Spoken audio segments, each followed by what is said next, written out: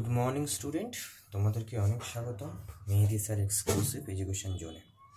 দেখো, আজকে আমরা শিখব প্রেজেন্ট পারফেক্ট টেন্সের বাক্য তৈরির নিয়মগুলি ও তাদের প্রত্যেকের জন্য উদাহরণ। বাক্য তৈরির নিয়মগুলি একটি আছে পজিটিভ, একটি আছে নেগেটিভ, হ্যাঁ বাচক, না বাচক, আর হ্যাঁ প্রশ্নবাচক আর না প্রশ্নবাচক, অর্থাৎ পজিটিভ ইন্ট্রোগেটিভ আর নেগেটিভ ইন্ট্রোগেটিভ। এখান থেকে এই যে নিয়মগুলি, তার প্রথম নিয়মটা হচ্ছে প্রথমে সাবজেক্ট বসবে, তারপর হ্যাভ অথবা হ্যাজ বসবে, তারপর ভার্বের থার্ড ফর্ম বসবে, তারপর অবজেক্ট বসে রিমেনিং বসবে। এটা হচ্ছে ফুল স্টপ, এটা ফার্স্ট নিয়ম। তারপরে দেখো, এখানটাতে সাবজেক্ট বসে হ্যাভ বসবে অথবা হ্যাজ বসবে, প্লাস নট বসবে, না বোঝাবে, প্লাস ভার্বের third form plus object plus remaining. তাহলে দেখো এখানে কি যোগ হলো, এক্সট্রা শুধু একটা নট যোগ হলো, বাদ বাকি কিন্তু কিছুই যোগ হলো না।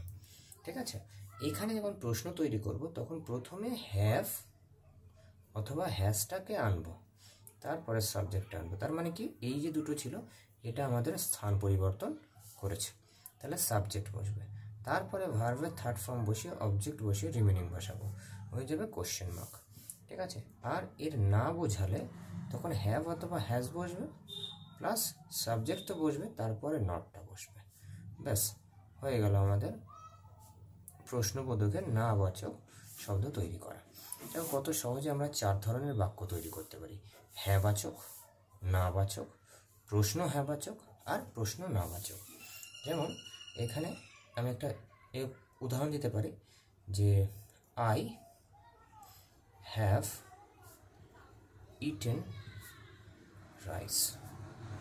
আমি ভাত খেয়েছি, আমি ভাত খেয়েছি। ওকে, আর তারপরে সেকেন্ড উদাহরণ কি হবে, আই হ্যাভ নট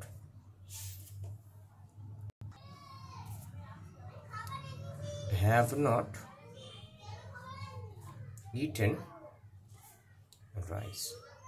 ঠিক আছে, এটা এক্সাম্পল।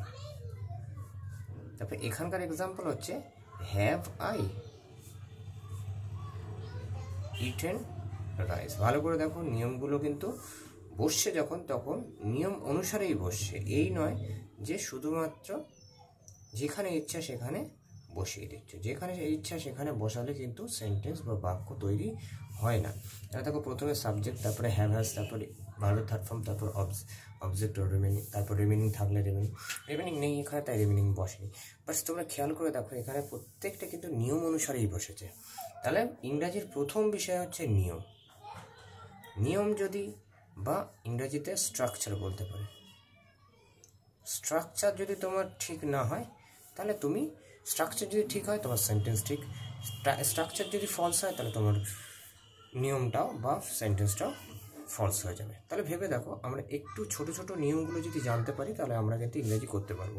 আমি ধরো বললাম যে তুমি ভাত খেয়েছো, তুমি কি ভাত খেয়েছো, তুমি কি ভাত খেয়েছো, তাহলে এখানে কি হবে, তুমি কি ভাত খেয়েছো।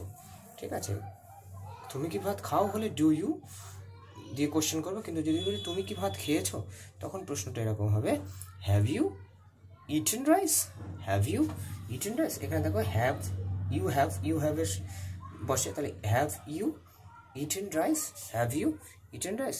তো এইভাবে দেখো সেন্টেন্সগুলো তৈরি হয়।